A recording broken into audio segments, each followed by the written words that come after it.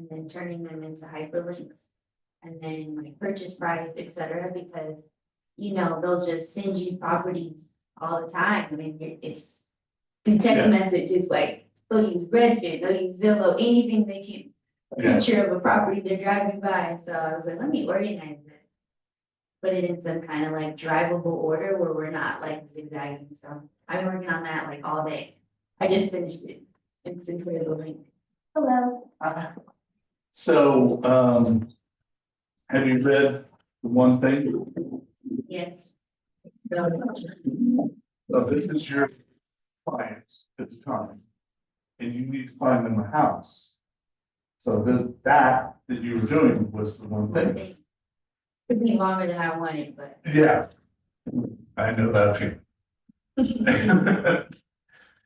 Because trying to figure out how to maximize my client's time and my time, going to half a dozen properties in one afternoon. It's like I'm cutting and pasting addresses into Google Maps and then I'm moving them and trying to make sure all the times line up. Like these are open houses. This is my appointment. Can I get this appointment at this time? But it's all part of the job. yes.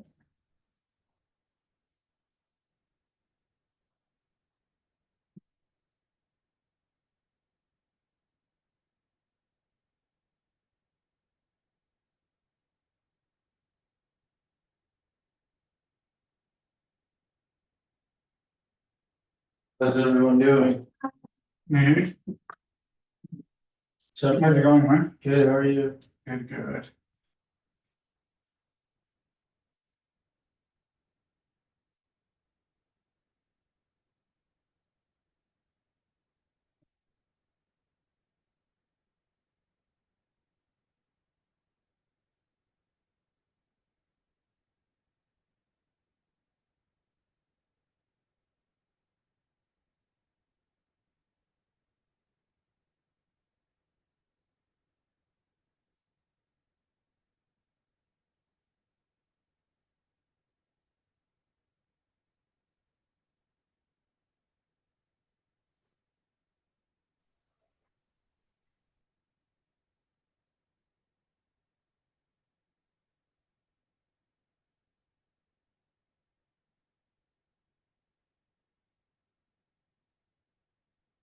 So Josh, you were saying that screensaver is Thailand?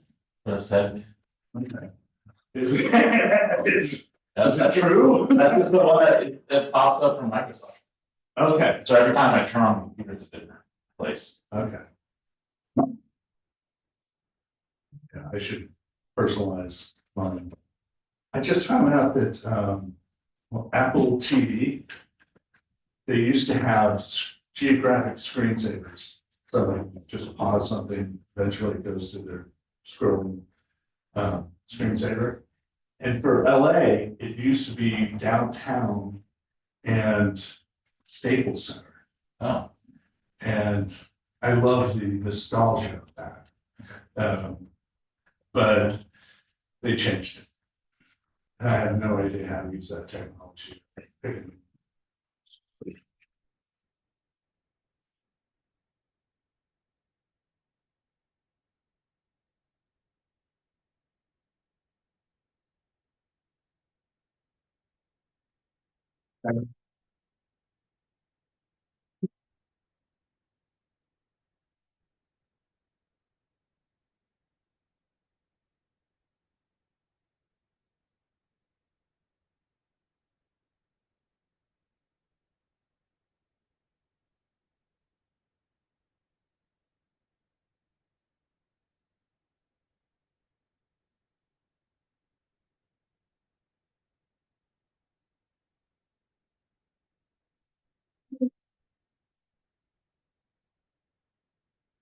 A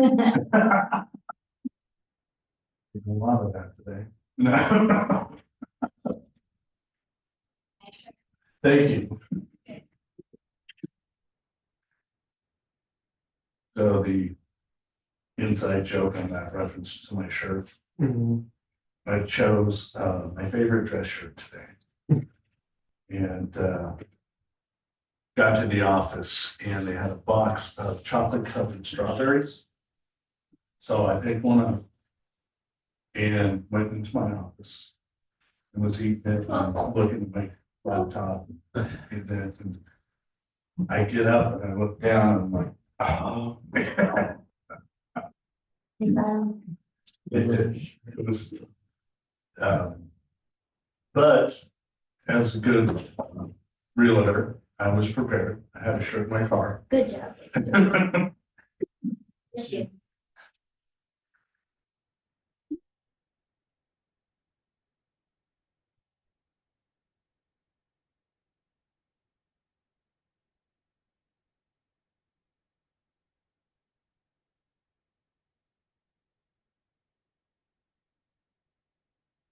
Does the Zoom, have to ask to get in, or they're just automatically? People on Zoom? They handle that. Oh, That's what they told me. I think they could just, if you know the address, you can get it. get in. Yeah. Like So you never know, we may have that. Simon always clicking during the meetings, our team meetings, he's always admitting people in. Yeah. I am so not up to Zoom now. While during the pandemic, I was very proficient. But there's been changes and stuff, and now, like, I know they're trying to.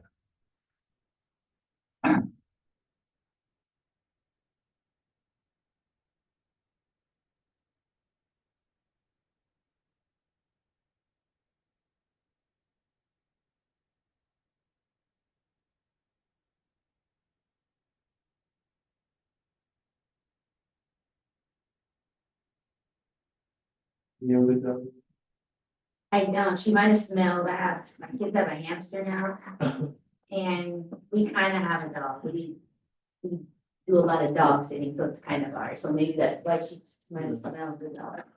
I'm not a little dog person, I prefer big dogs, Big I'm a dogs. little person myself, but the dog that we babysit, our dog sit, it's a little dog. Drives me crazy, it's a Frenchie, it makes a lot of noise. I was just walking out my front door to my car, crossing the sidewalk, and this little dog, I think it was a retractable leash or something, came after me, and I was like, whoa, what is going on here? Yeah, I grew up with a small dog, Yorkshire Terrier.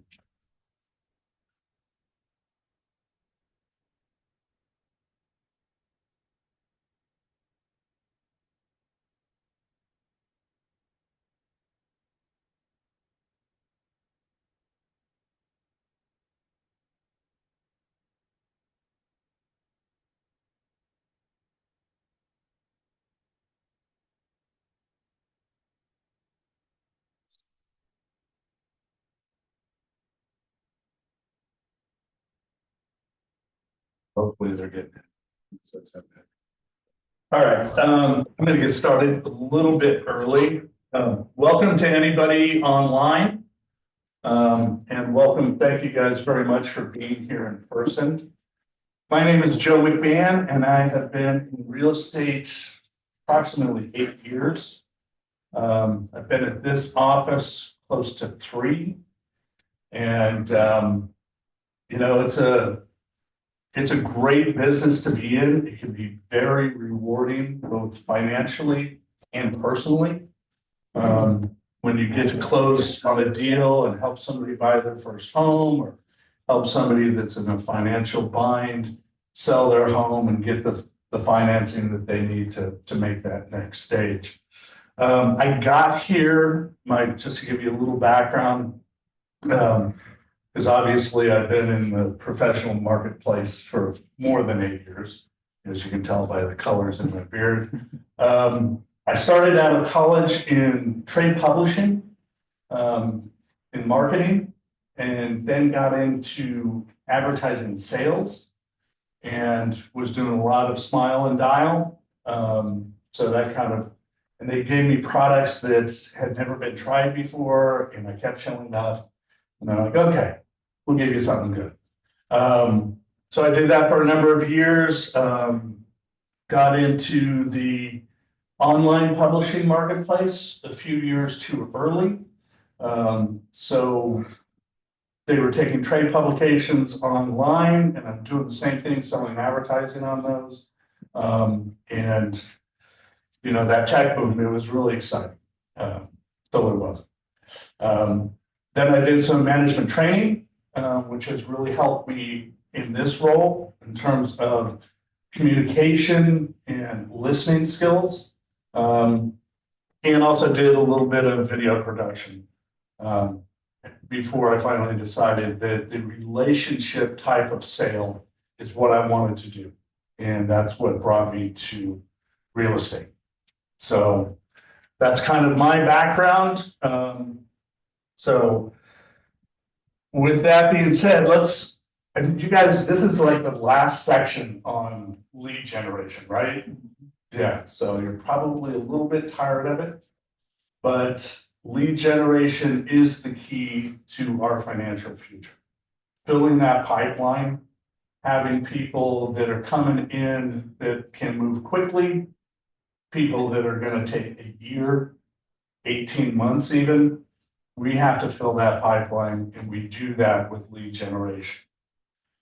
What's interesting about this is the title of this section is Capture More Leads. So, but by the way, I should have done this earlier. Let me just give you my card here. You take my card. Okay. Gosh, my card.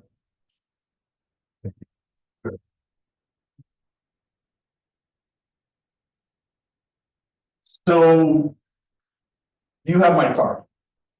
I've just had contact with you. Did I capture anything? No. I didn't. So a lot of times I've done exercises in bold where you have to make so many contacts within the week. They set very high goals. Like you got to go call people, you got to go out there, you got people are standing in malls, handing out business cards and stuff, saying hey to everybody, but that's not capturing the lead. So our focus here is going to be on capturing leads. And let's see. We're going to go to our next slide. Yeah, don't call anybody on the do not call list. Okay? You should become familiar with this. There's also, there's a lot of disclaimers on here. Negotiating commissions, they're not set by law. Fair housing, become familiar with that disclosure. Spam, don't send spam. And AI, review it for accuracy. Copyright, an important one. There you go. So this kind of shows where we are in the overall course overview. Today, capturing more leads.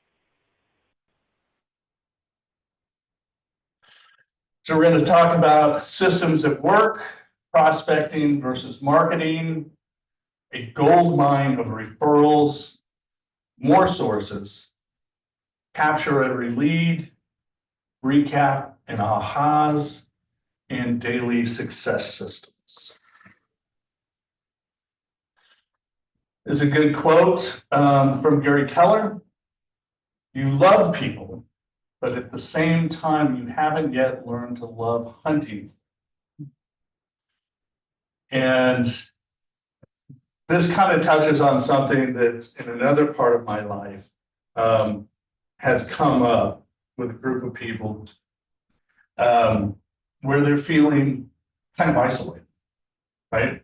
They don't feel like they're connected.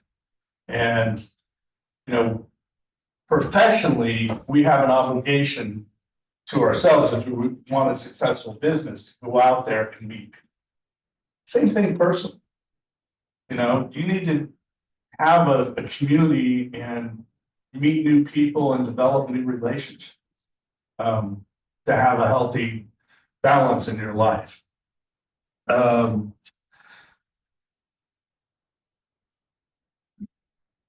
So systems that work.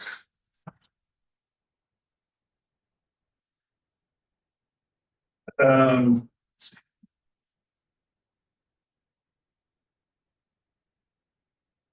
I'm gonna go one more.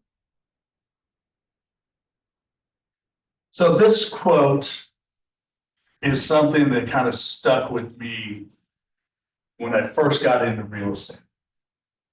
Because I knew that people were buying and selling homes. And I knew that if I got in the middle of that, I would make money. You know, it's just like, how do I get into that position? But in reviewing this now, I realize that I need to get into that path beforehand, which goes back to filling your funnel, your lead funnel, and meeting people and talking to them about what their needs are currently and what they will be in the future. So it's great when you can get into that path right at the right moment. It's like, yeah, I need a realtor. I got to sell this house. I'm your guy. That's great. But most of the time, that's not how it's going to happen. Quick question. Has anybody had that experience where they, so far in their career, first of all, how many people have been in real estate more than 2 years? All right. Most of us, much less. So what has been your experience, Josh, in terms of how many times that sort of thing has just, let's say, fallen in your lap? I'd say when you put yourself into certain positions, like open houses and things like that, and just talking with more people, it tends to work itself out. So I'd say 50% of the deals that I've done are. That quick? Yeah. Okay. So you spend a lot of time working open houses? Not anymore, but I used to. Okay. I would assume though very low. Like Yeah. in general, like not every day you're gonna have somebody say. Yeah. But working in an open house, obviously they're motivated to go see houses. Sometimes they're just neighbors. Yeah. Sometimes they're very motivated and pre-approved and not hooked up with an agent. So that's a great place to find motivated buyers. When I did the Buffini system, they used to say that like in every 35 conversations, there's gonna be someone that's like looking to buy and sell right now. And then I think with Bold, they said that it was like every 50. So, and if you think about it, like homeowners, the average turnover rate is like 2%.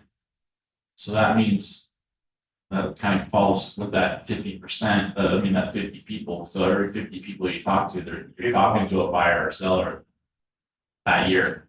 Yeah. That's true. Unfortunately, the turnover rate in real estate has come down. It used to be a much shorter period of time when people would buy a home and 5 years later they'd sell it and move to their next house. That's kind of stretched out for the last few years. The 2 M's of lead generation, method and or message and method. So your message, does it match the market that you're going after? Have you defined your market? At this point, I'm assuming you have. So I kind of focus on North Torrance. So I'm not doing a lot of beachfront homes on my postcards and stuff like that. And number 2, make an offer. Do you have a direct response kind of thing? Like, if just in a conversation, like, oh, so you're looking for a home, how can I help you? I can offer to do market analysis for you. I can help you get pre-approved, those types of things. And then going back to number 1 under market conditions. Having a realistic understanding of today's market is really important in helping with buyers or sellers. You know, I'm a firm believer that most homeowners, sellers, have a jaded opinion of the current real estate market. They think that their house is worth X and it's 10% or 15% below that. Because their house is special. And it is to them, but not necessarily to the rest of the market. The other thing in terms of market conditions, they can change. You try to have an accurate assessment of what the volume is, you know, what direction things are moving.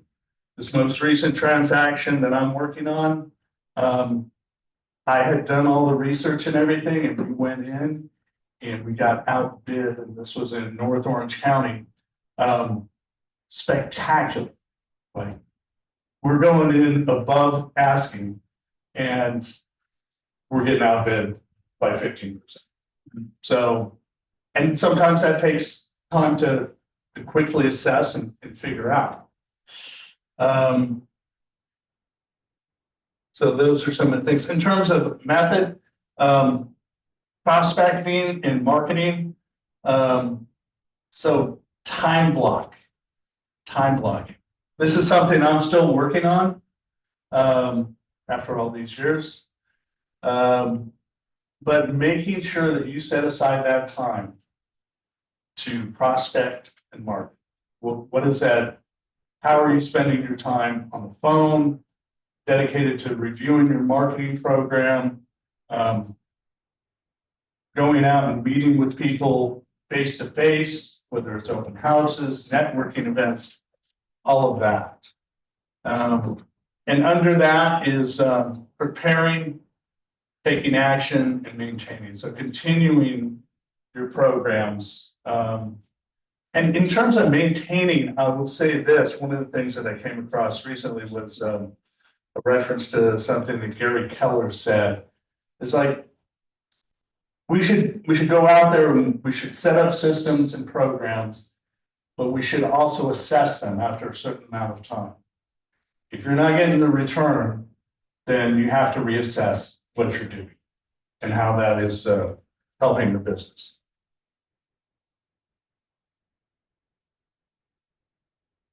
Okay. Leads are everywhere. Approach. How many people here feel comfortable? They hear somebody talking about real estate while you're in line at the grocery store and turning around and saying, hey, can I help? Would that be in your comfort zone? Okay. If it's not, try to make it there, you know? Because there's 5 signs at least within that supermarket with other agents' names and numbers. On the shopping cart, on the kiosk as you're walking out. So if you hear and you can approach, that's good. Connect. I'm going to laugh a little bit about that because it shows what I just did, handing out business cards. Does anybody here or online use an electronic way to share their information? And I mean like one-to-one, like you're talking with somebody and you use an app to send them your contact info or just by text. I use like a spreadsheet. You use a spreadsheet? Yeah. Okay. Sounds good. What was that? Online? Okay, I use electronic and like physical business cards. both? Okay. Sounds good. When you say electronic, are you talking about just texting them your contact info or do you use an app to capture stuff? I have an app that actually creates a business card and you just tap your phone against the other person's phone and they get your contact. It's really fast. It's easy. Okay. That's good. That can be very convenient, particularly at an open house, right? Where we would love for everybody to sign in, and share their information. My experience has been that sometimes that information may not be accurate. But connect and then, asking, asking how you can be of service. What is their need?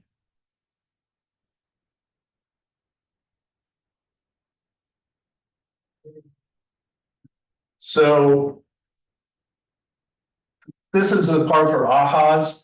I'm going to kind of take it back a minute. What are your ahas from the past week?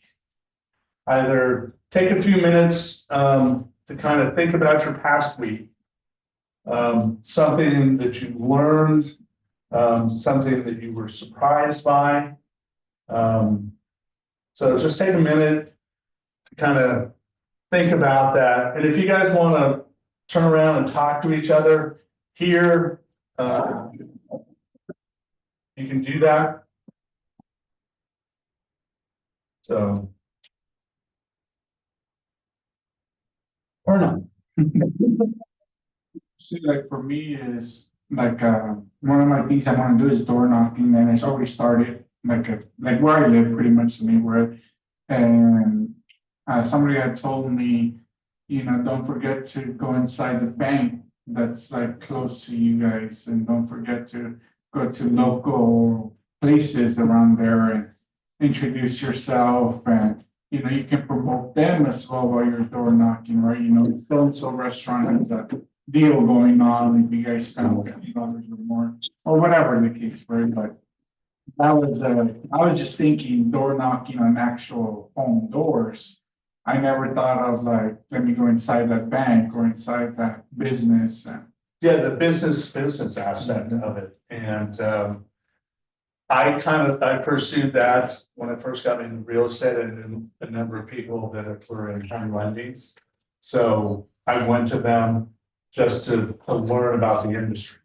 And that has helped, just having that relationship. And I've had people in my neighborhood that I've worked with that have a local lender, like just around the corner, and staying in touch with them has been a benefit. So. What's the name of that app? It's probably called dot card. DOT. I apologize, we don't know everybody that's online, but somebody had shared something about the app that they use for sharing contact information. If you're still live, could you share that name of that app?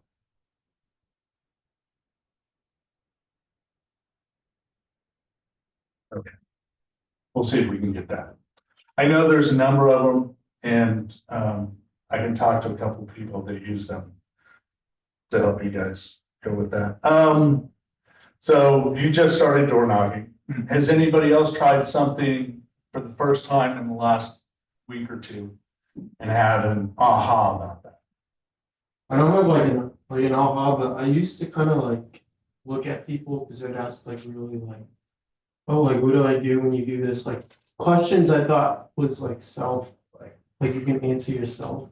Until I kind of realized that when I had like people that would like ask me that I was ready to start looking for homes, I was kind of put in a position where it's like it's such a simple question, and I thought, well, once they're looking for homes, like I just have to kind of like I don't know what to do after that, and I feel like I don't know if there's a right answer. Like when people, you get what I'm saying? Because I used to look at people and they ask like really simple questions, and I'd just be like, dude, why'd you even ask that? Like, can't you just just do that or do this? But then once somebody asked me like, oh, like, well, once they told me like I'm ready to start looking for homes, I kind of like was like, all right, like they're ready to look for homes, but like, what do I even do? And it's like that kind of humbles you a little bit because now I thought about things a little bit differently. Because it's like simple on paper, but then I'm thinking like, all right, like I put them on the KW CRM, or like, so I make my own spreadsheet on like how, like I'm kind of stuck at that position. And I was gonna ask you, when you do get those people, like, what's your system like?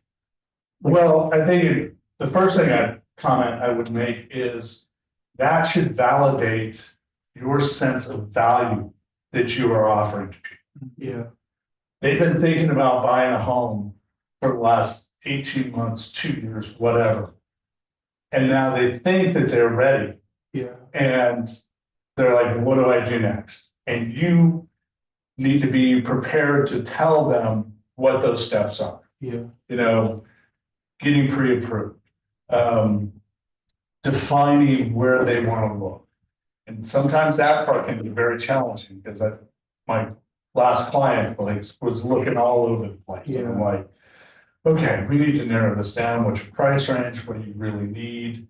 And giving them an accurate assessment of what they can afford and where they can live.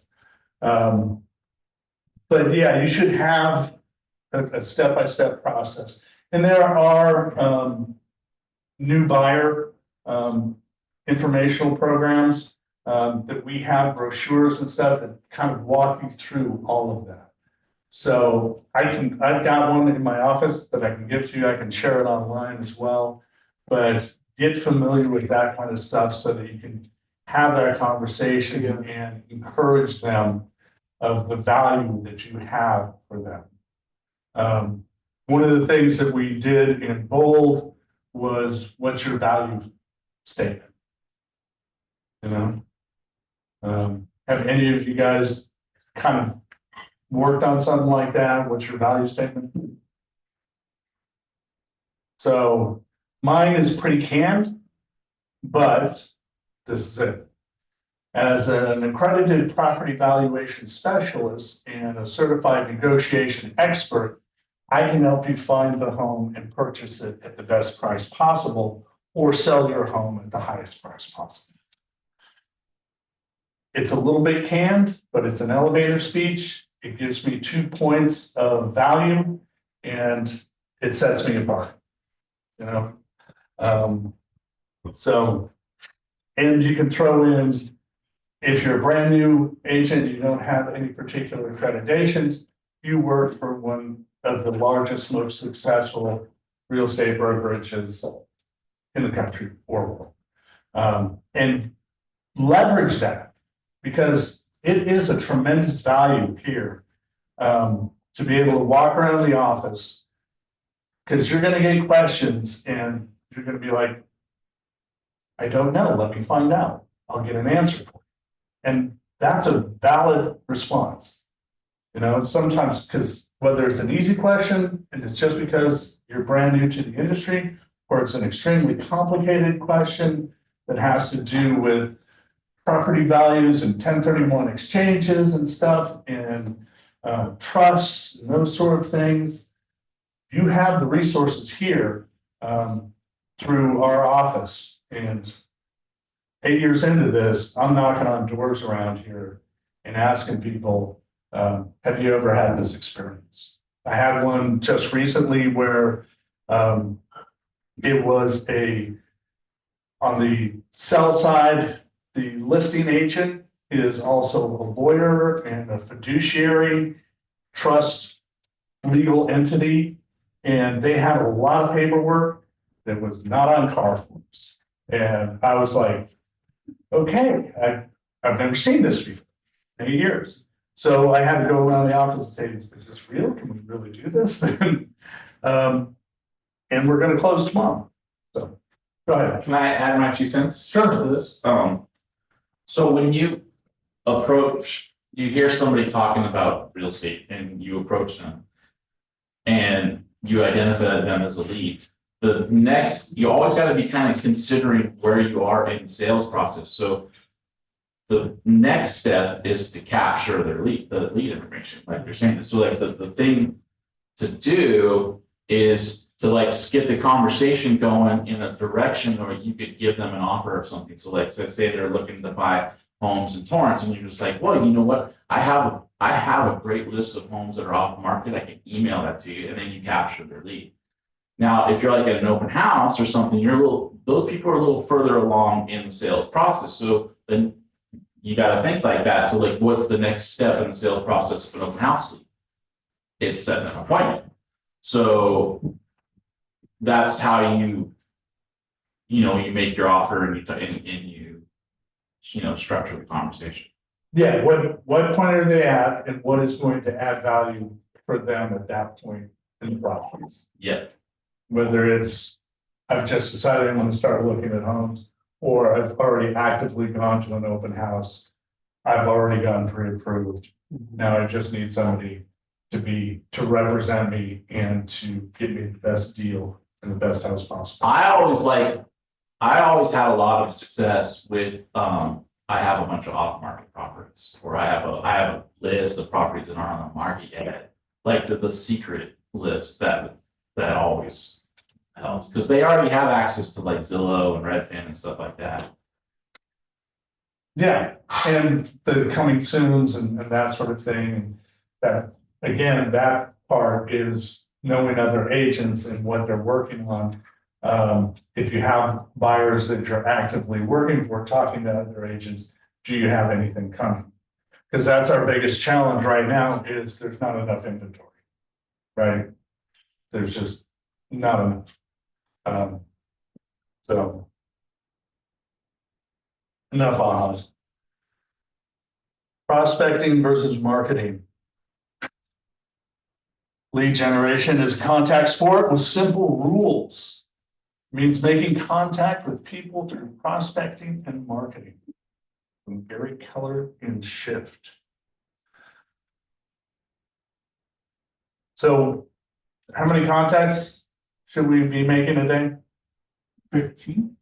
I think what I saw in this program In was bold, 10. it's 10, yeah. Yeah, 10 When contacts. you graduate. And that's, yeah, In Ignite, it's 10, and then when you graduate up to bold, it's 20. okay. So, and that's, contact is actually speaking. It's not leaving voicemail. It's not sending an email. Those are all good things to do, but it doesn't qualify as a contact. Likelihood of a move goes up and down over time. So you move into a place, 7 to 10 years later, you'll move again. Like I said, that's gotten longer. It used to be 5 years. So people go through cycles in their life. I've screwed up the curve myself. I've been in my house 25 years. So sorry about that. But life changes. What are the major life events that make people move? I mean, marriage, like getting married, There you go. divorce. Kids. So the other end of the marriage is the divorce, Yeah, death, Retirement. yeah. retirement. I'm sorry, what's that? Empty nesters. Yeah. So that's kind of where I'm at. My kids are 31 and 27. I'll get one. Are you thinking about buying or selling? I think when I look at the equity that I have, yeah. If you were to sell, where'd you move? I don't know yet. So. Very good example, Johnny. Somewhere cheaper, like more affordable? Yes, I would take equity out. Yeah. So. Enough of a roll for right now. But yeah, those are things to be aware of, and when you're meeting with people, try to think about where are they in that. One of my recent clients, they just got married.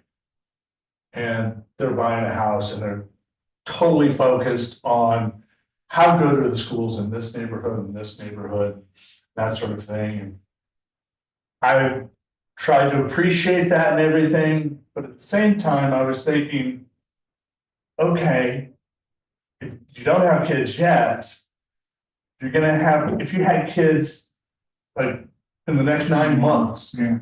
you've got another 5 years before they're gonna, school is gonna really be a factor. And the other factor is, when you're younger, it's quite likely that a job change is gonna take place. You know, you're gonna move around, you might be working in Irvine today, and a couple of years from now, you're working in Thousand Oaks. So those are the types of changes that take place and prompt people to move. So marketing. Marketing is money intensive. It's passive. But there are long-term results.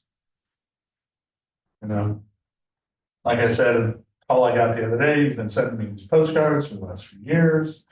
So that name recognition and everything, and you know, in terms of that, it's prospecting and marketing. Sometimes they bleed over, and we'll get into that.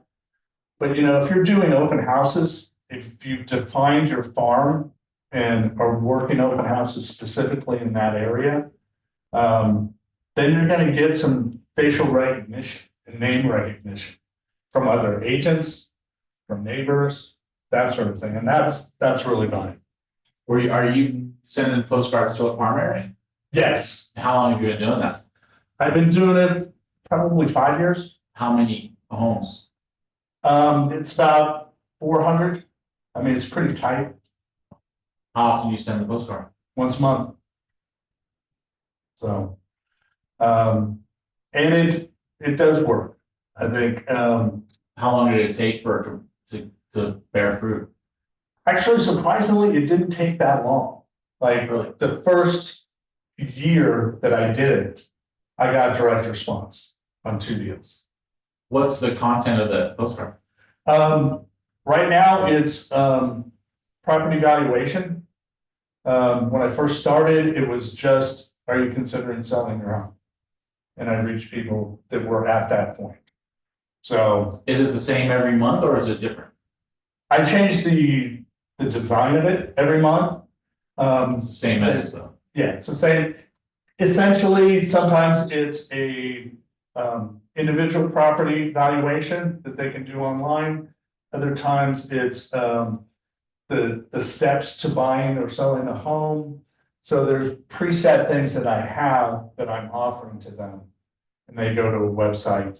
It goes to a home valuation landing page, Yeah, like essentially. CoreLogic or something? What do you use for that? The vendor I use is called SmartZip. And so Smart Tip? Zip. Oh, Smart Yeah. Zip, okay.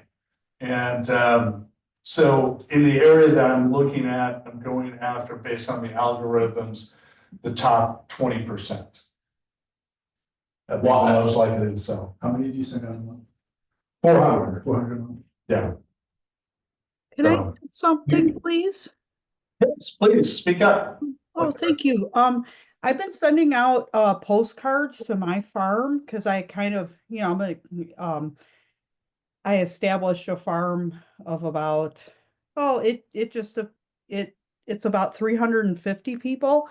And what I did that worked for me already was I made a QR code in Canva because I made my card in Canva.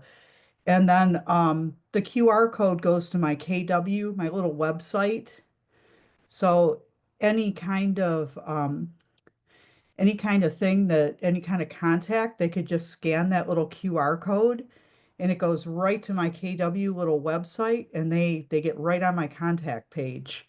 And then it comes straight to my KW email. So that's been working for me. And it's kind of like a digital thing. They don't have to like pick up the phone or anything, or, they can have an initial email chat with me first. And also, I'm the one that's using the digital business card. And I apologize, I had to pick up the phone. It's called Blink and it's BLINQ as in Queen. So that one you could set it so it goes directly to your database as well. So the QR codes have been working really good for me, and I just wanted to share that. Thanks. Well, thank you. By the way, what's your name? Oh, my name's Marielle Velbeck. Marielle? Yes. Thank you for chiming in. Quick question, you mentioned your database, how did you build that database for your farm? I built my farm just from like contacts that I had in my phone. I'm Vanessa Montiel's mentee. And on one of our mentee meetings, she said, okay, everybody open up your phone. How many contacts do you have in your phone? I didn't even know it. I realized I had over 500 contacts in my phone.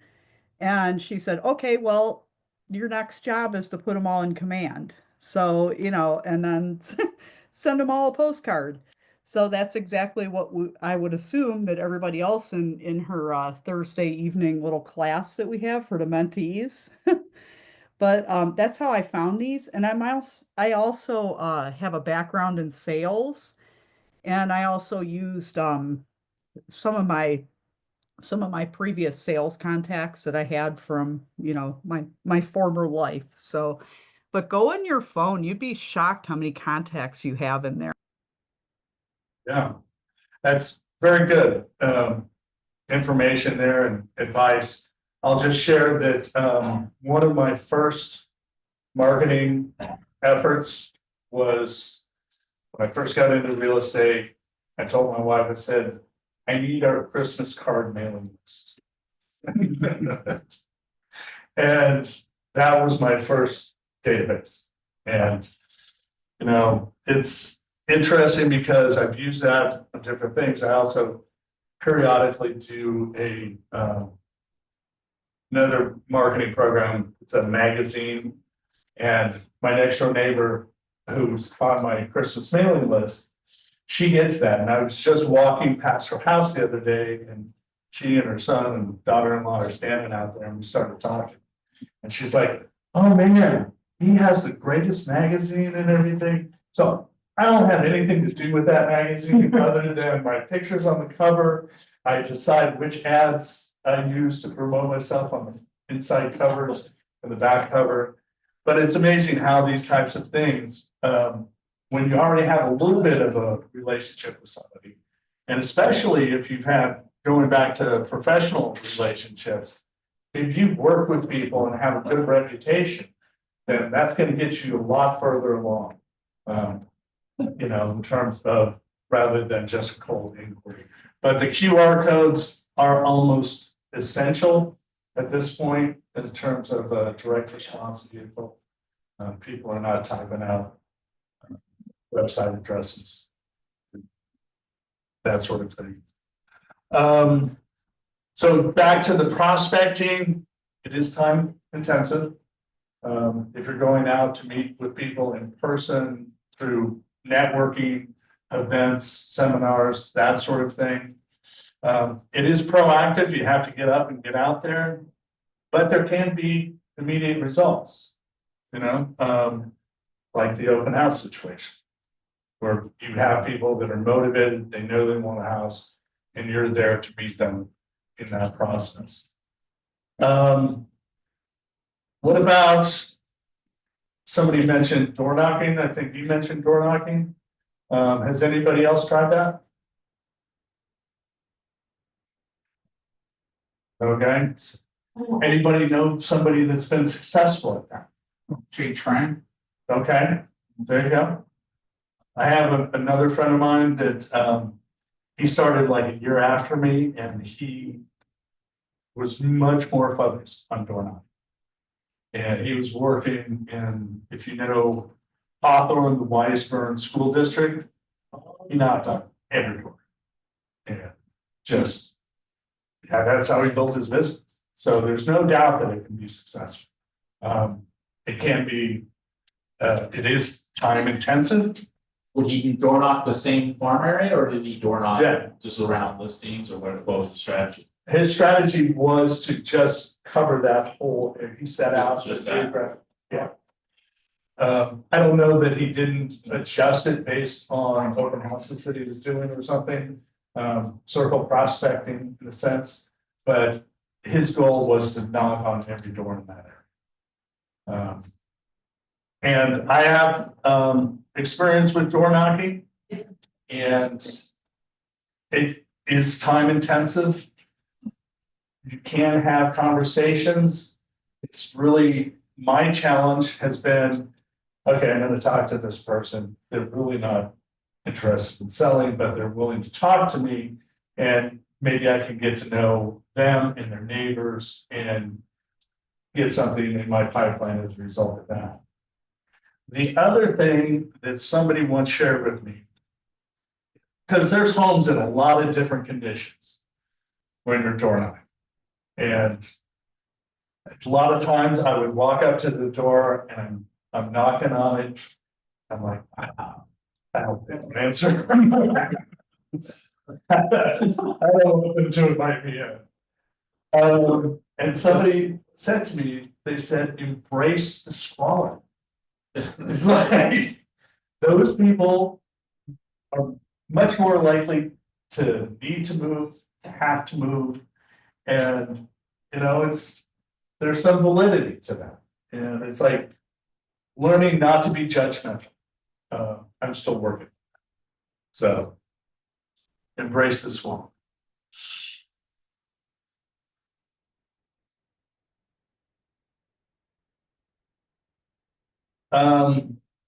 Prospecting in more detail here. Phone or face to face. Yeah, listings without agency.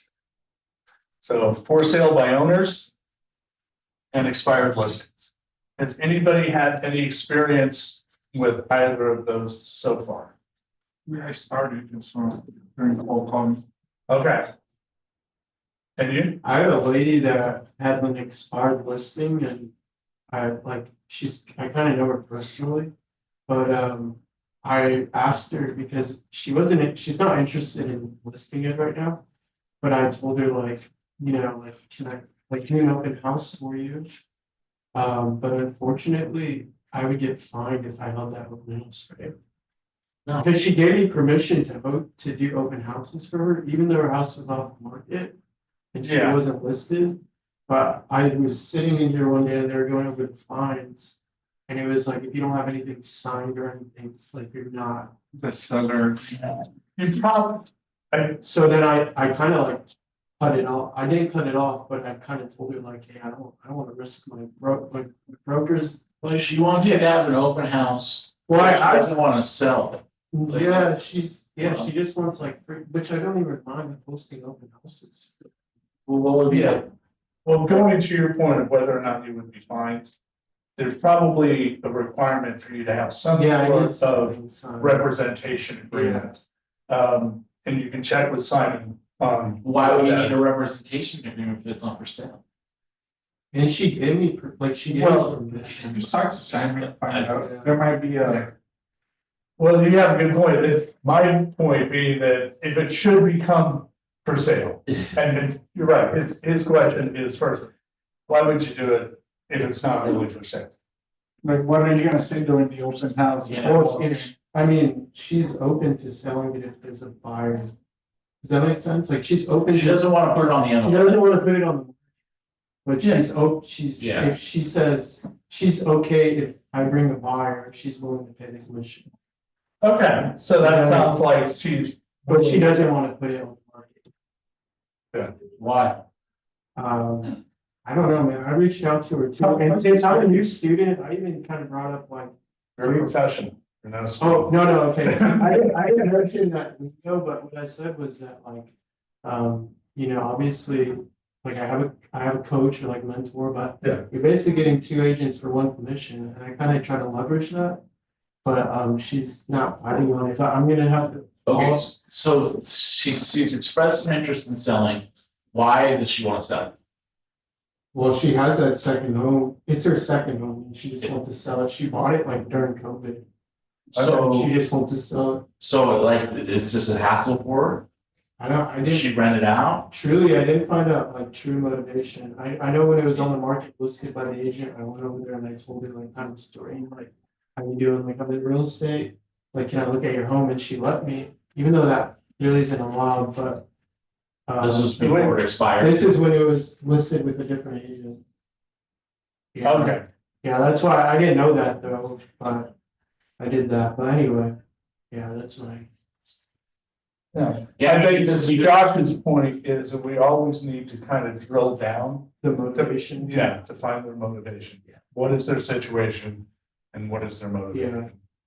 But talk to Simon, he might be like, look, agree that you won't put in the MLS. Yeah, If Yeah. he's okay with that, like the open houses officially. I think the hardest thing right now is just getting the meeting. Like I've just been asking. Yeah, She doesn't want to sit down yet though, but. okay. Well, hopefully, what value could you offer her Yeah, in terms of evaluation, talking about the process, talking about any number of different things, tax situations, which you're not an expert in, I don't believe, but you can cursory talk about what is your situation on this? Would you need to do a 1031 exchange or something like that? Like, what's her goal? Is her goal just to take the money, or does she Yeah. want to use it to purchase something else, or? Yeah. So one of the things, you remember where I was saying earlier about like remembering where you are in the process? So when we have this conversation with her, like, we're gonna tend to wanna like close for like why she should relist it. That's not where you're at in the conversation. The sale right now is you need to sell her on why she needs to meet with you right now. So that's the conversation, and so you just need to keep it, and knowing what her motivation is 90% of the time the motivation is money. Yeah, so like if you don't know the motivation, you can just kind of base it on like, she probably wants to maximize the money, so like you just need to have that conversation and frame it like that. thank you. Yes. Yeah, so FSBOs can be challenging in that sense, and one of my biggest pet peeves is for sale by owners and we'll buy your house cash, no agents, no commissions. Those guys, the guys that advertise on the billboards and radio and everything. And I buy ugly houses. Yeah. Or we buy. what's the condition? Oh, it's like, and being able to create the value of representing somebody and letting them know that by putting it on the market, they are much more likely to get the true value of their home. Investors tend to underpay, just in general. Yeah, I mean, these are paying cash, so So- I mean, one guy tells me what my house is worth. Oh, okay. No, that's not. You've got to get it out there. So circle prospecting is another way of prospecting neighborhoods around, listings, and they don't have to be your listings. I mean, there's a house for sale in the middle of the block and you go and you circle prospect. You know, you just say, hey, there's a new property just came on the market in your neighborhood. Would you like to know what your home is worth? That sort of thing. Apartment complexes, another good thing. It can be really convenient to get an accurate assessment of property. And Josh, you work with apartment complexes and property management, right? Yeah, Okay, so would you say that valuations within a complex are pretty easy to define? It's like, you've got this complex, there's a 2-bedroom, 2-bath apartment. I can tell this person that has a 2-bedroom, 2-bath apartment what that is worth. Common, right? Yes. So- apartment complex, like the value of the building.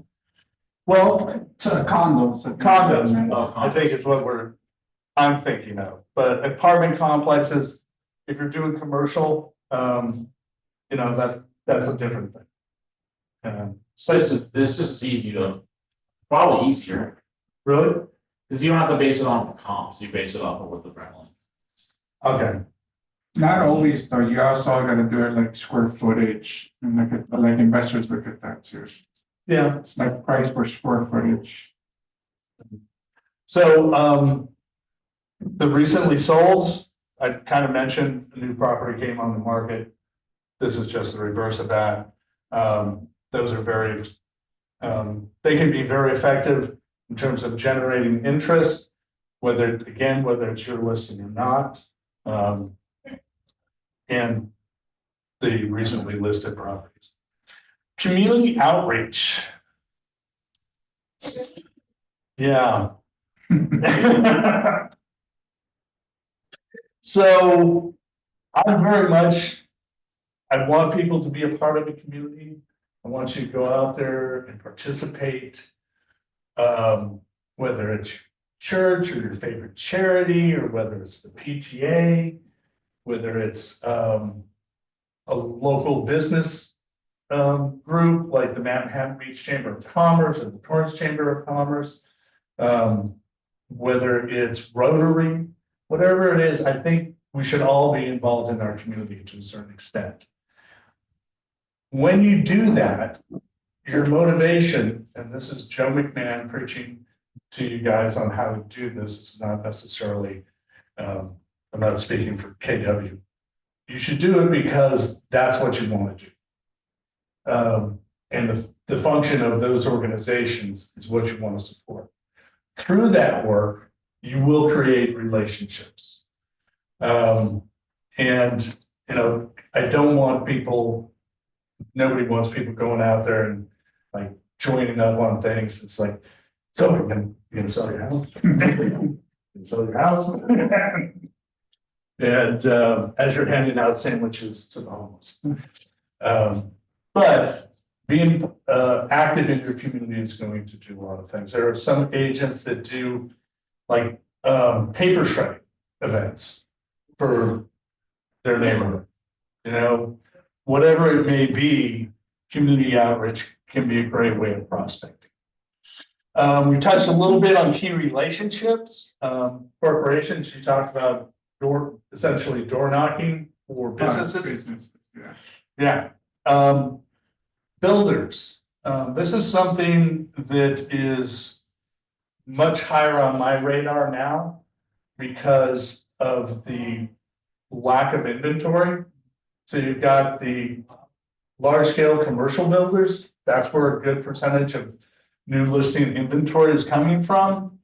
And you've got the individual investor tear down builders and getting to know them and working with them.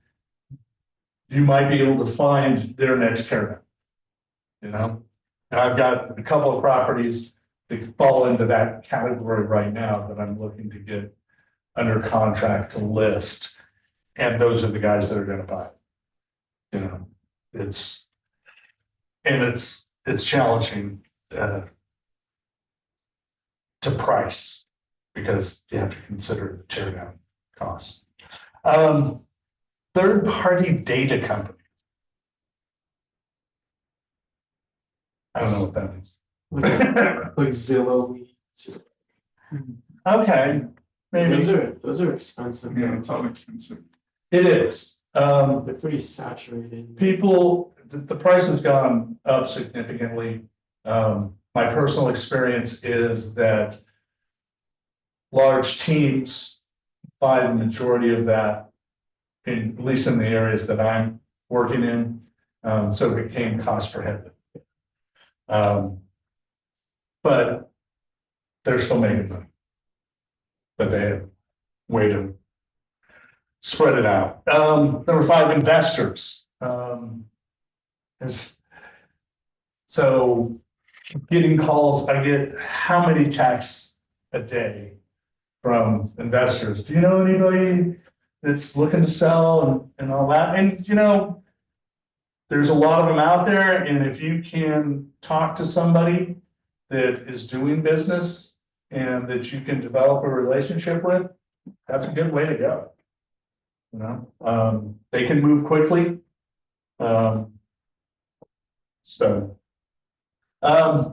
Teaching and speaking opportunities.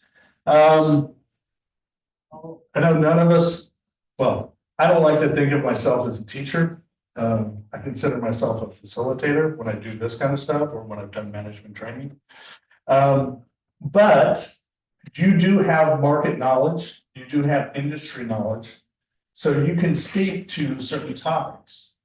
One of my early mentors, she's an expert on the senior market. So people that are older, they need to move, they need to downsize, they need to move to assisted living or something like that. She can speak on something like that. You can co-host something with a firm that focuses on 1031 exchanges. You can have somebody come in to talk about how to structure their estate. All of those things will get you opportunities to get somebody into the room.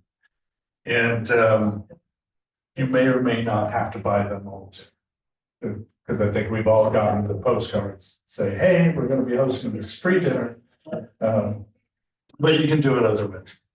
Oh, there it is. Meals. Door-to-door canvassing, we've talked about that, networking, booths and kiosks. I don't know, I mean, you could do something like at a hometown fair or something. We participated as a brokerage at an event on Hermosa Beach, right on the Strand one year, right around some festival. And we handed out a lot of stuff. It can be a good way to meet a lot of people. There's a lot of traffic. Walk-ins. So it was interesting when I saw this. Like walk-ins. People walk in. I have actually had 2 people walk into this office. I haven't gotten business from it, but they walked in, and the front desk is like, "Hey, Joe, we got people that want to talk," and I'm like, "All right, I'll talk to them." And that used to be historically like you would get floor time or phone time, where you got to answer the phone. Yeah, and but it's not much of a thing. What they're referring to here is more walking into business and a dentist's office or something like that. Allowing you to leave a newsletter or something like that. I'm just wondering, we're at about an hour right now. Do you guys want to take a 5-minute break, or you want to just keep pushing through? I'm good. All right. Well, here we go. Rapid fire. Are we like halfway through? Yeah, well, I don't know if we're halfway through yet. I can get through the rest of it in an hour, trust me. I have a 1-page list of what it is that I could have summarized this whole thing. It's like copy, have conversation. But let's go through this. Phone or face-to-face listings without agency. Okay, marketing, offline advertising, radio and TV. Who wants to write that check? It's really expensive. It obviously can be effective. I think newspapers are more affordable and they can have the effect of a direct mail campaign. For me, the Daily Breeze, their home section, I've never put one in there, but I've considered it. I have done it in the Beach Reporter. And, it's a way to develop that recognition, that name brand recognition. Personal vehicles. Does anybody here know somebody that has their business card magnetic on the side of their car? I put it on. What was that? I put it on my. You did? Yeah. And you write off your car? No, I haven't. I didn't even think about that. But I just did it like about a week ago. Yeah. I mean, truthfully, it kind of works. Like, I don't have any call to action to it yet. It's more so for like brand awareness, but like, I don't know. I've been thinking about it because I only did one side, so I don't know what I'm gonna do to the other side. Yeah. Has anybody online done that? I think I haven't done it, but I think the main value there is. Your personal sphere of influence, that's one more reminder to them that you're in real estate. Well, just all the touches you get on the roads without having to Yeah. really do anything. I mean, I don't know how many people look at my car, but. I mean, I don't really think about it being on my car, I just drive around. You gotta keep your car washed. Yeah, you have to, it's part of your business, so. Yeah. To So, drive the, Yeah, you have to drive. to- well, they're tracking down.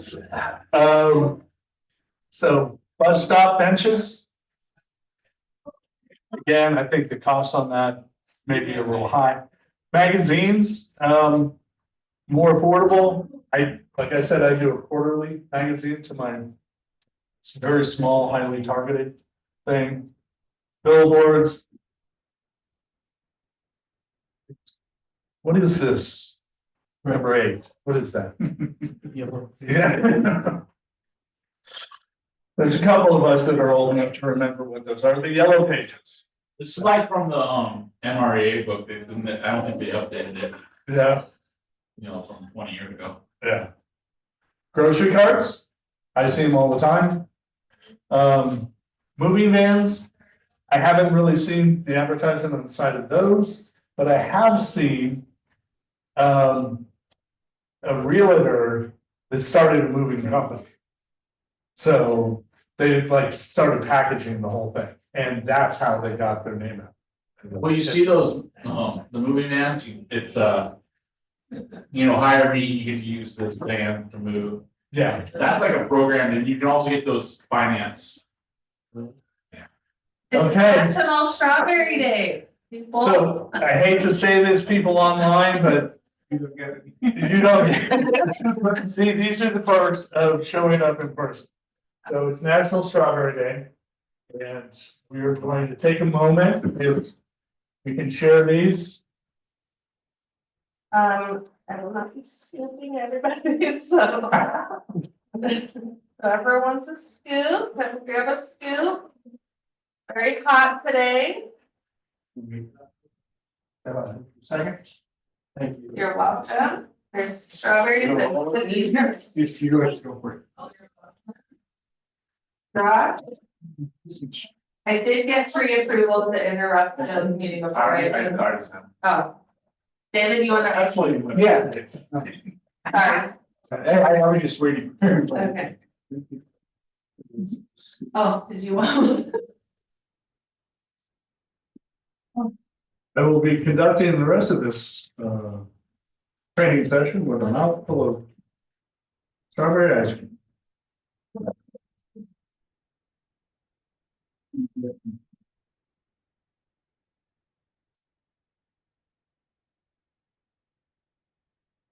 Thank you, sir.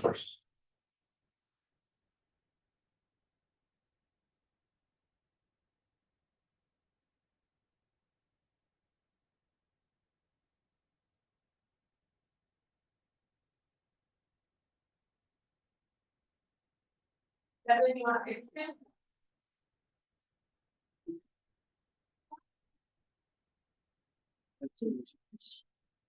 Uh-huh.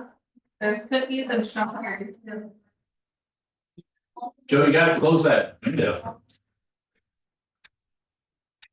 Oh, no. What is You that? want me to do it? I don't know, how does it work? With the mouse.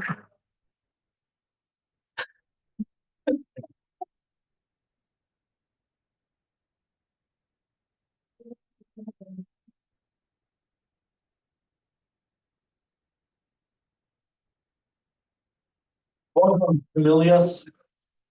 You have to admit her. Wait, I thought you guys were handling. I will, how am I'm out here. I'm here now. Okay, Okay.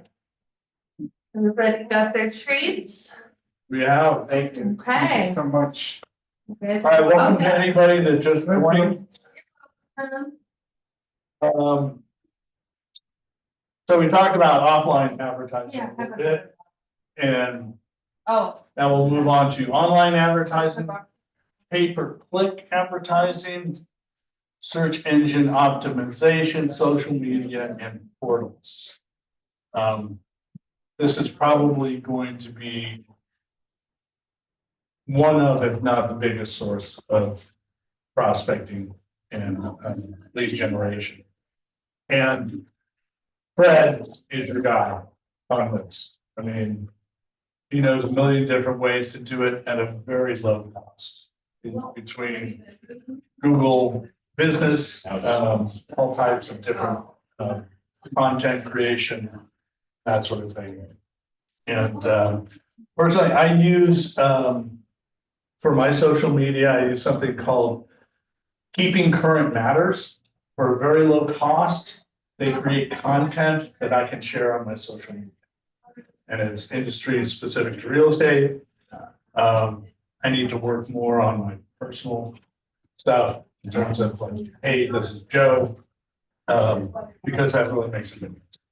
Is having people get to know you that have never met you. I have a question online. Sure. And your name, please? This is Lillian. How are you? Hi, Lillian, welcome. What's your question? My question is, besides a CRM and market analysis and market update in the area, when you know of what's a fresh probate, have no listing, have no plans, they're just going through the motions of the attorney process, what is your advice on approaching and doing a door knock on those scenarios? Well, I mean, it's not listed, but you found it through legal notices about notice of death or probate, correct? It's through a chain of family members and friends. There's a couple of them going on, so I want to kind of put like a package together. But again, besides the CRM and the obvious, what's another approach? I guess, does anybody have any suggestions in the room for that? Josh? Do you know the probate process? Yes. So you approach them as a probate expert. I specialize in selling homes and probate inherited properties. Is there, well, I'm talking about more like, I know the verbal, but I'm talking about more like the material. So when you say the material as in terms of content on a brochure or something like that? Yeah. Yes. You can just put the steps down, like the simple steps down, like a flyer or a brochure for them. I mean, ChatGPT, she can ask for me. Yeah, I would say, just like I do for people that are looking to buy a home, I give them the process and the listing, a list of all the questions they have to ask themselves. Same sort of thing with the probate. What is the process? And just outlining that for them and leaving it open so that they can ask questions about the process. So that would be my recommendation. I'm sorry I don't have a silver bullet. No worries. Thank you. No, that's good information. I like that. So putting When it on. I'm approaching a probate, I like to get them having a conversation about like the extra stuff that I do for probates that other agents don't necessarily do. And like one of the things is secure the property. A lot of times probates are vacant and people leave them vacant and they're Attractiveness. they're attractive for squatters. And so you start talking about people. So when I work with probates, the first thing I do is I secure the property and provide them with an alarm system. And which is super cheap nowadays. You just get the Wi-Fi going and then you can do, it's like $120, you get cameras and stuff. And then the other thing is a lot of times with probates, it's the clean out. People they get overwhelmed with the amount of stuff So if you could help them with the stuff. Setting them up with an estate plan, estate sales and stuff like that, and you don't make that offer.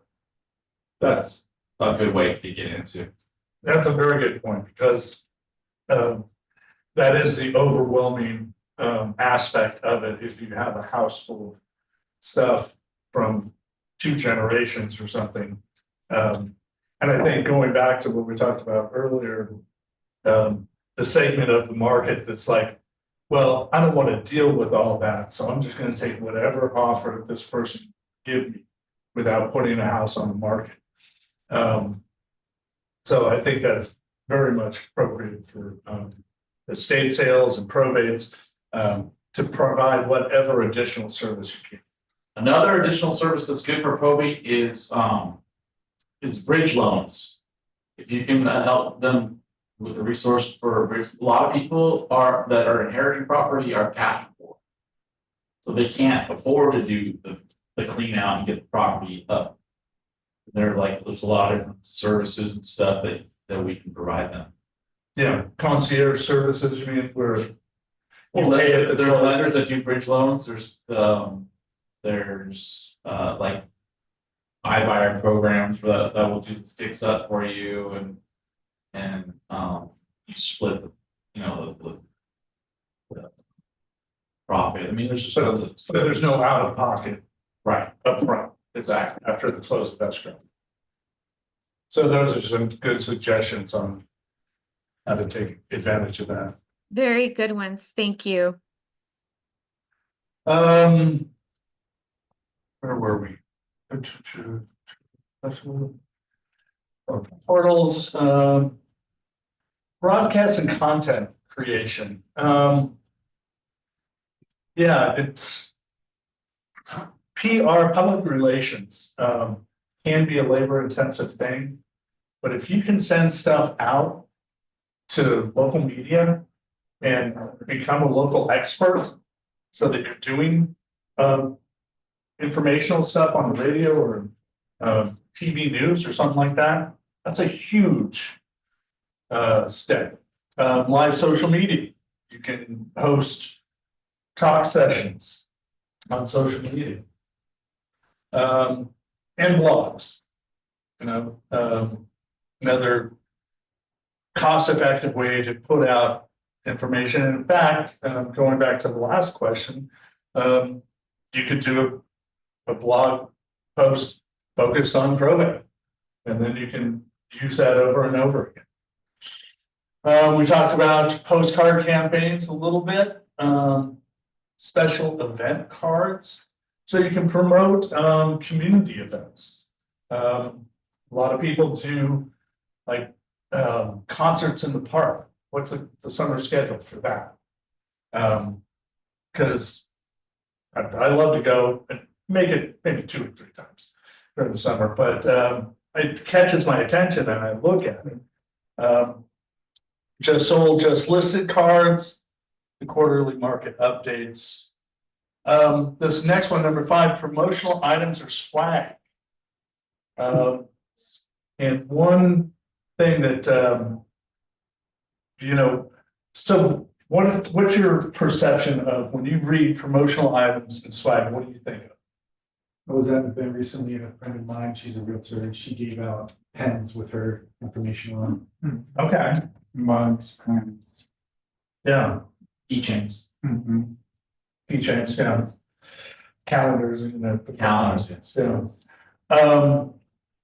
Somebody today, I was listening to them talk about it, they considered branded clothing that they wear as part of that. And that's something, I have a few KW t-shirts that are ill-fitting at this point. They fit fine when I got them. It's not the shirt that shrank, it's something else that happened. But I know of another realtor that he has branded his car, his sweatshirts, his t-shirts, his polo shirts. If you don't know what his brokerage is, you're just not paying attention. And so that's a very effective way to use the promotional items and swag.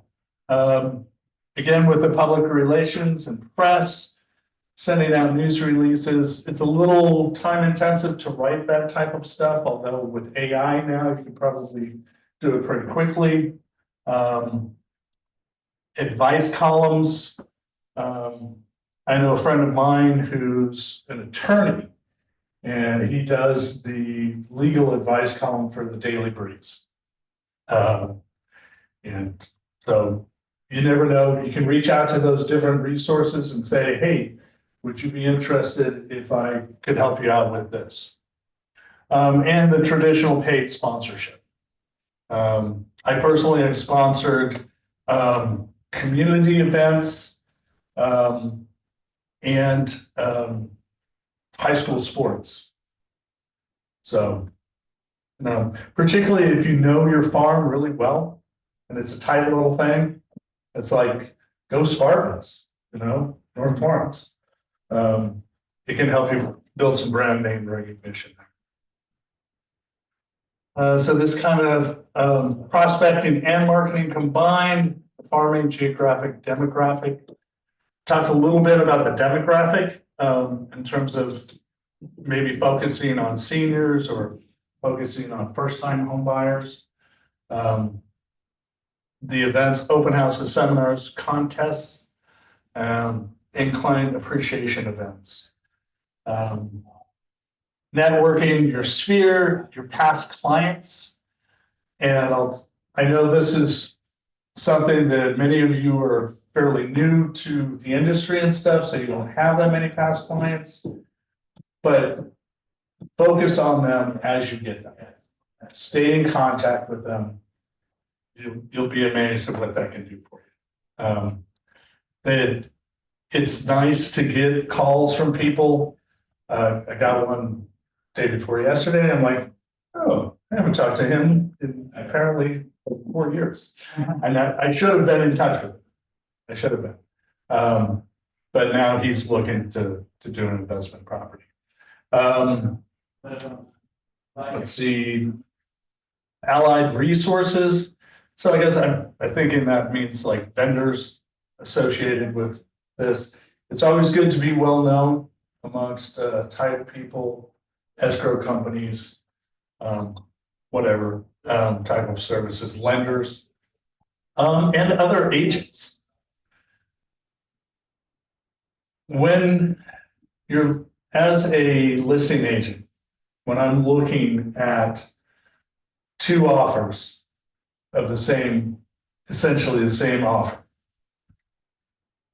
would I be swayed because I know that somebody has a tremendous reputation in the market?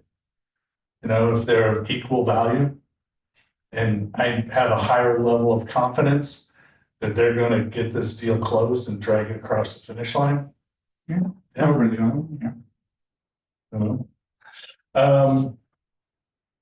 And then you can purchase referral networks, advertising networks, clientele. Yeah.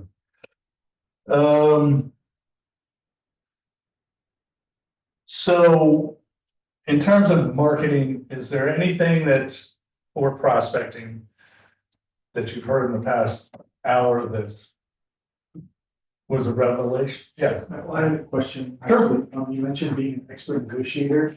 I wondered if that was just from years of experience, or was there any certification processes that are out there? Yes, and I did the expert negotiation thing I got through through local MLS office, South Bay Association of Realtors. So taking advantage of those opportunities is good. And it was a grueling 8 hours, but and then the other one was a third party, Brandon from our office. Brandon Mears. No, different Brandon, louder. He was doing classes at the time for the property valuation. So it's good to keep your eyes open for that sort of thing. And you do actually learn something in going through that process of certification. One of which may be that you're a much better negotiator than you realize. And, you know, that's one of the things as a new agent that I went through, was like, you know, I'm just starting this. And then you get in a room with people and you're like, okay, I can really do this, you know? And that's a big part of getting your business off the ground. And having that confidence when you sit down to a listing appointment or a buyer consultation and knowing that you have the skills to do this. All right, gold mine of referrals. Yeah, so this first one, always provide value.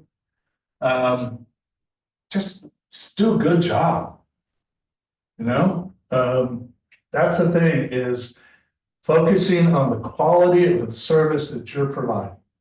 And it's going to be very challenging at certain times. Things are going to go sideways. People are going to be unrealistic. And if you keep your cool and focus on what your client needs and what they're willing to do, then you're going to provide the value that you promised. Share your KWF, share market statistics, provide vetted vendor list, and you know, I'll throw something else in here, provide vetted vendor list. I work as an independent realtor, but I have a team of professionals that I use. I have my transaction coordinator. I have my recommended escrow service. I have my property inspector. I have my termite guy. I have my home warranty company. I have my title company.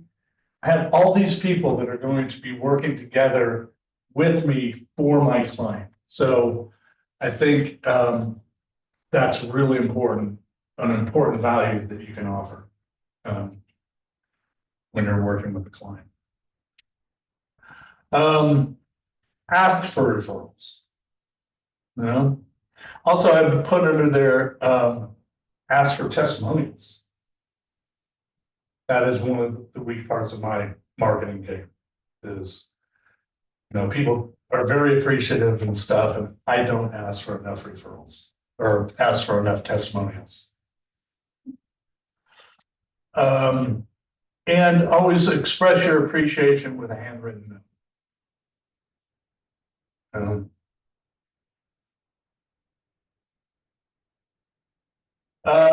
So agent to agent referrals. You know, just stay in contact with people. It can get you open houses. One of the things when you're first getting into the business, getting known around the office can get you open houses. And then even at this point, it's like sometimes you do it because you want to get the open house and you want to get those potential buyer leads. Sometimes you do it because you're doing it as a service. Somebody's in a tight spot and they might remember that down the road and be able to help you out.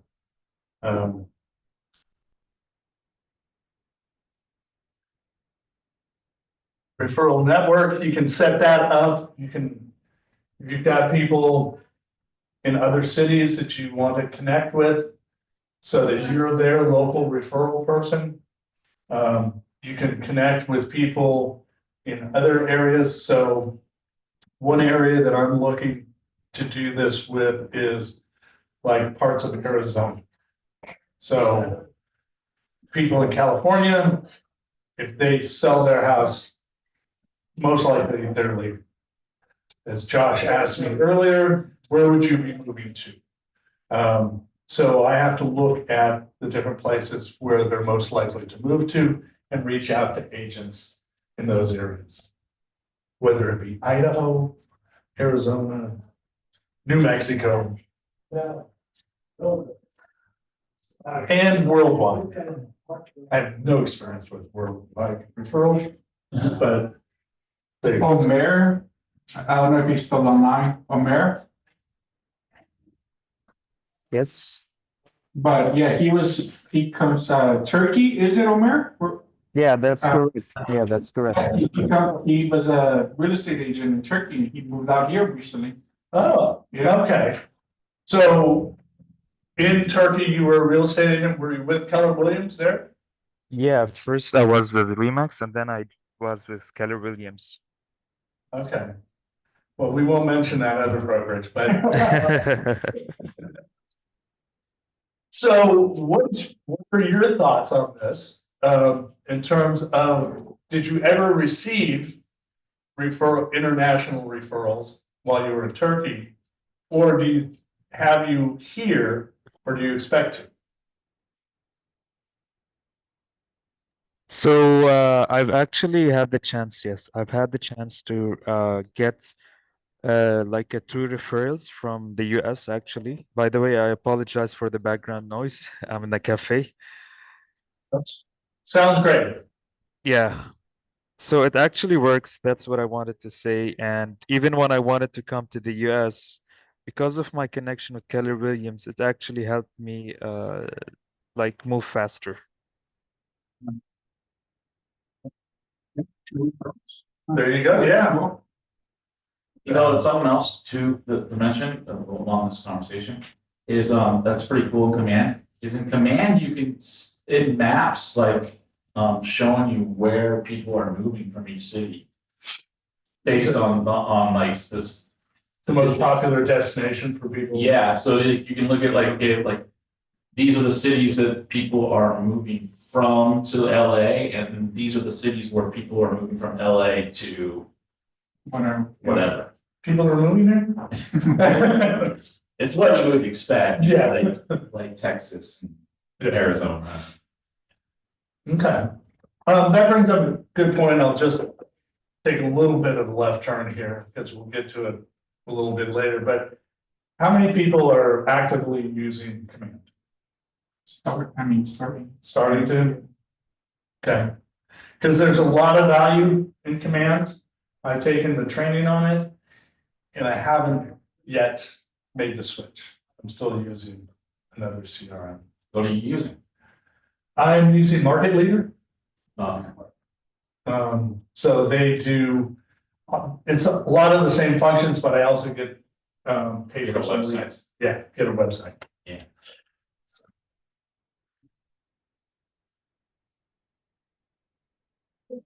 All right, we haven't really had time for an aha yet. More sources. Geographic farming, so we've kind of talked about that. Looking at the neighborhood and setting the boundaries. Targeting your own. Open houses, social media, conversations, contacts and notes. Questions on, hold on a second. Let's see. No. That didn't work. All right. Is somebody trying to reach us in the chat? No? All right. I just shared a link on how to reach any agent across the world using Command. I've done it before, so I just put it out there. It's like a 1-minute video. Okay, okay. great, thank you.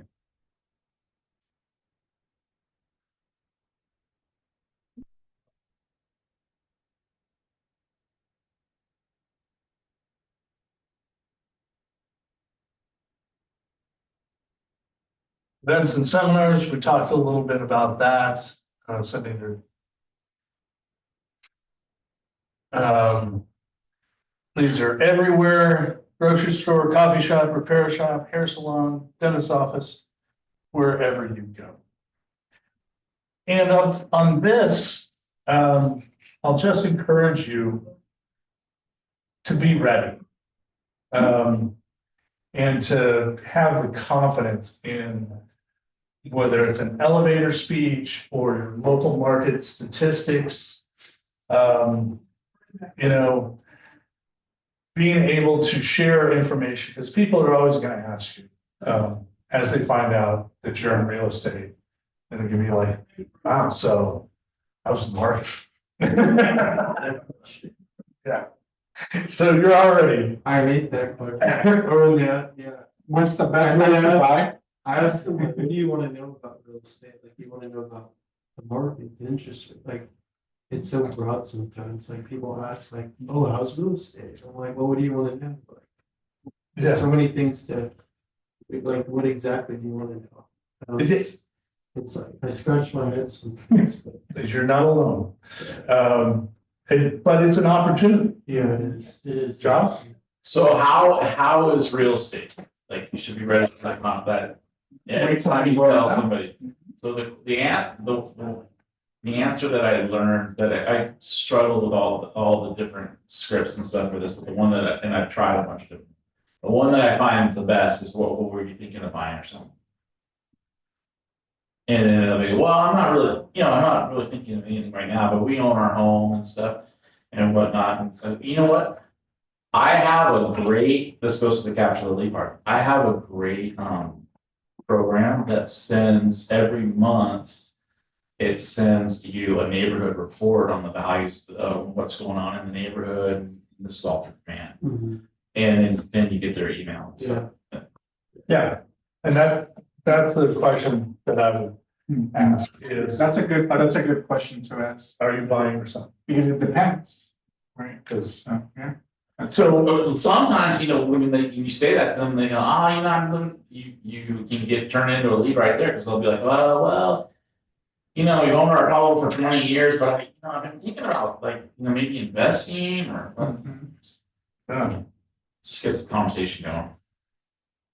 So if I had asked you that, and you asked me the question, are you buying or selling? I'm buying. How's the market? Depends on exactly where you're buying, like where are you planning to buy, what neighborhood here in LA or. Okay, All right, like get it more specific, and if you're like, say, hey, LA, I'm like, all right, I know you're hearing all this stuff that like in the country, the real estate is going down and this, but LA is hot, and honestly, LA's gonna stay hot. Right, like you just spend it, yeah. The other thing is too about that, and the answer to that question is the person that asks the question is always controlling the conversation. So they ask you like, how's the market?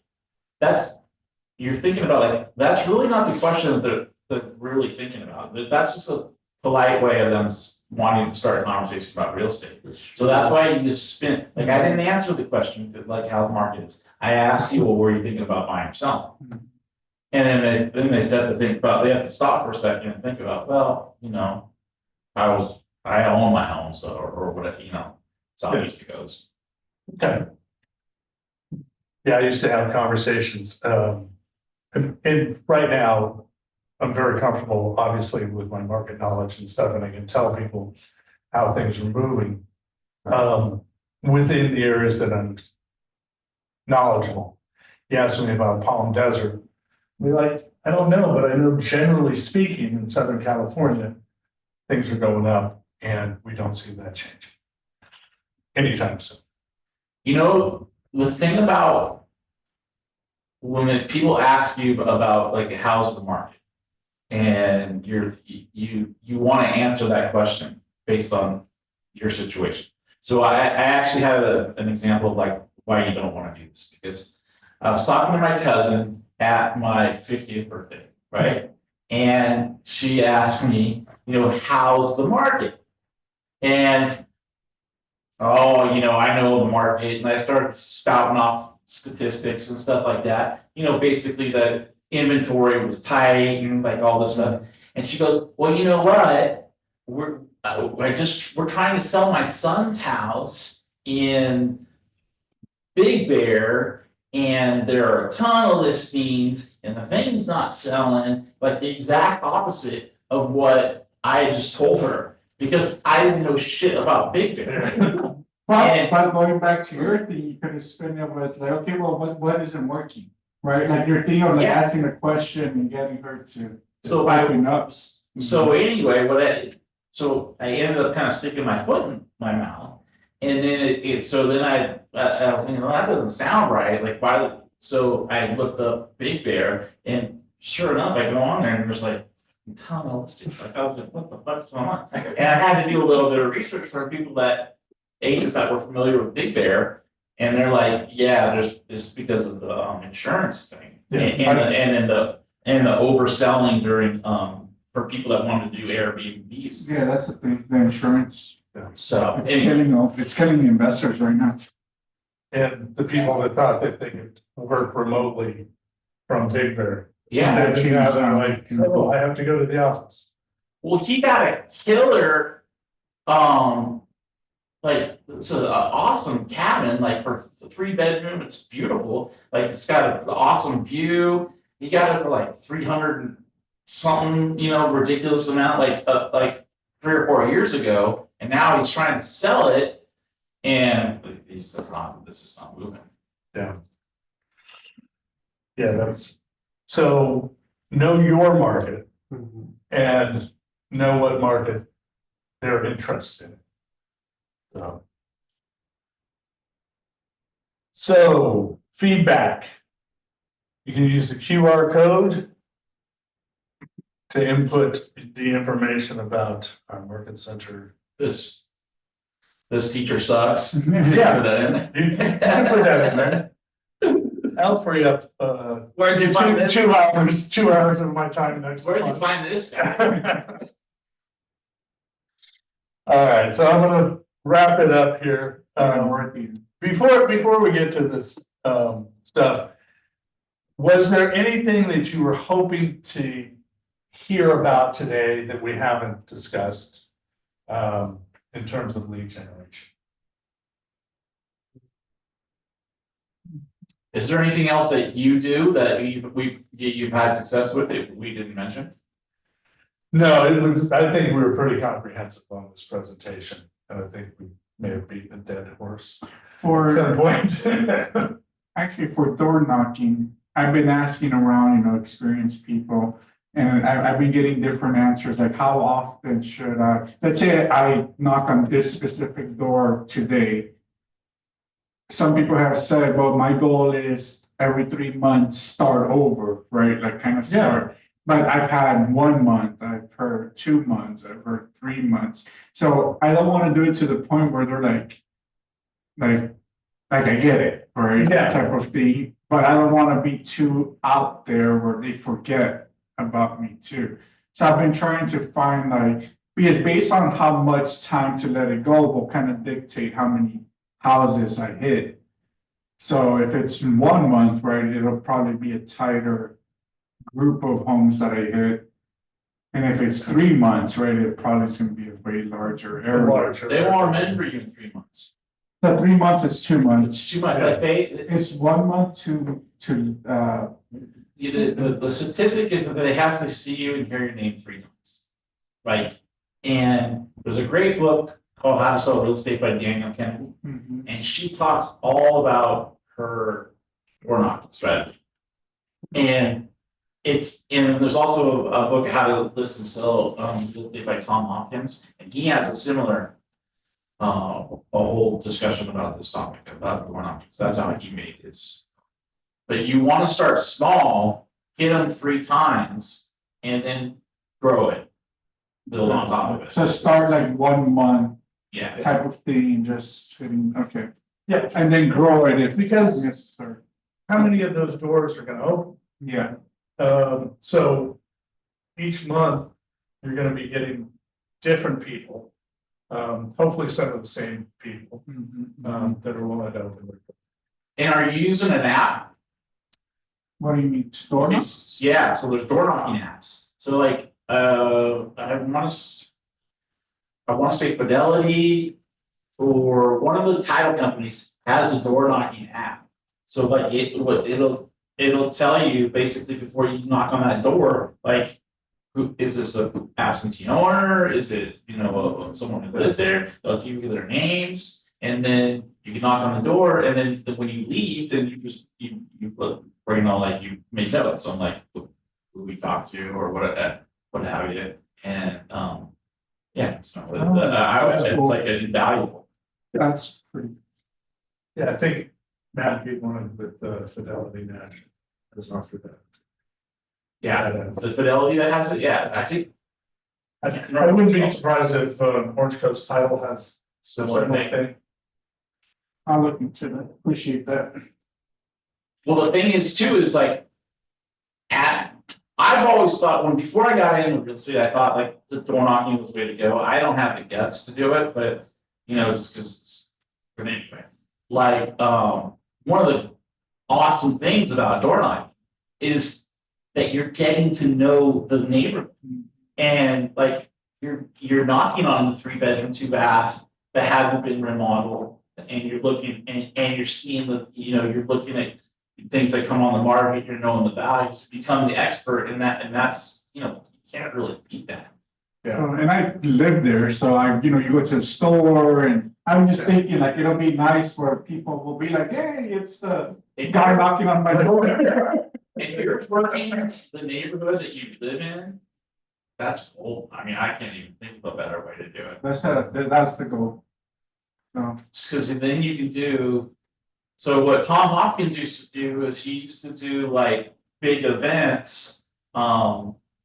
Like he would do a pumpkin giveaway. So he would go and he would buy a big truckload of pumpkins on Halloween, and then go some kids to drive around and they drop off pumpkins, and then you'd have like a big, once a year he'd have a big block party that he hosted.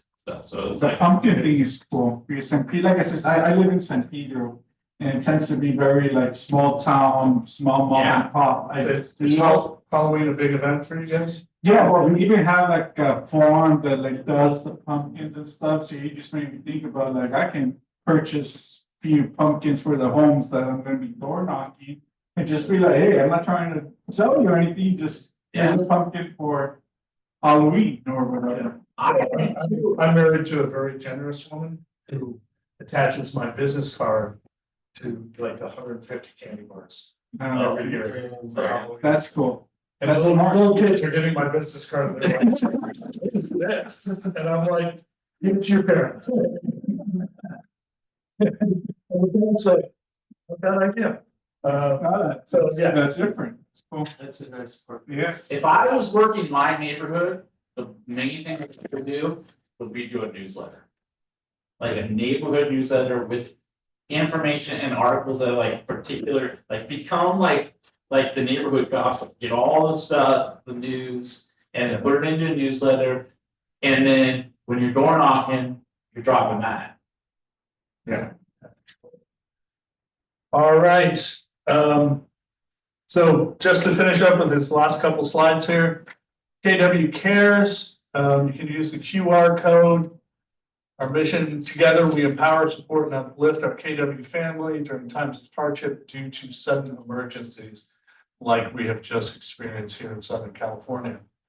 KW Cares is a 501c3 nonprofit dedicated to serving Keller Williams Realty Associates and their qualifying family members experiencing hardships. So the grants vary in size, and if you are so motivated, you can use the QR codes to learn how to donate with each transaction closed. KW Next Gen, our mission is to empower and equip the next generation of leaders and entrepreneurs with tools needed to remove limiting beliefs, take action, and live a big life. And I will just emphasize the tools needed to remove limiting beliefs. That is the biggest thing for me, is accepting what is really possible and not talking myself out of it. We serve young professionals and entrepreneurs under 30. I may challenge that someday and just try to participate because I Never heard of that. yeah, I don't think they can. Self-development events, free coaching, and scholarships. All right. This is Come in. so. How's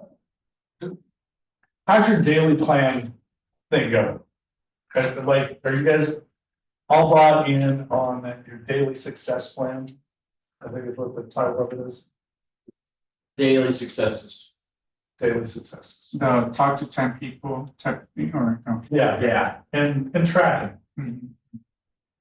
All right. Anything you're gonna do different going forward? A few things. Yeah, a few nuggets. I appreciate it. Yeah, this is a good Yeah. session, thank you, Okay, learned a lot. thank you very much. How big is your San Pedro neighborhood?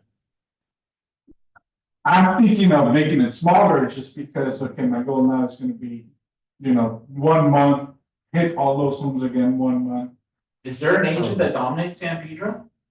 Not that, I've lived in San Pedro over 10 years, I've never had an agent knock on my door. Not once, ever. Okay, Not a flyer, I not a can't- door hanger, nothing. I'm pretty tuned in on like agents, and I can't think of an agent that dominates San Pedro. And people have been telling me that. there's gotta be somebody at KW Harbor. So you know how you look that up? So when you go into the CRMLS, there'll be a thing called market. It's like market resource or something like that. It's at the top of one of the choices. And you pick on that, and you can go to a specific city and see who's the top agent in that city. Oh, interesting. I'll play with it to find out. Where is that? All right, It's in our MLS. I'm just gonna finish up with the do not call list again. They're on that list. Don't call. What's the since I haven't done Ignite for like a while, and I forget what is the 10-5-1 social media strategy. It's with your business, 10 Instagram, likes, 10 10 comments, likes, 5 One comments, share. and 1 share or direct message. Got it. Mhm. Okay. I like it. We just learned it, that's why it's fresh in our minds. All right, guys, well, thank you guys very much for your participation today and your contribution. Thank you very much to the people, if you're still on the line. Thanks, Sean we as appreciate well. you too. And if you have any questions you think I could help you with, feel free to reach out to me, Joe McMahon at KW.com. Thank you. All right, guys.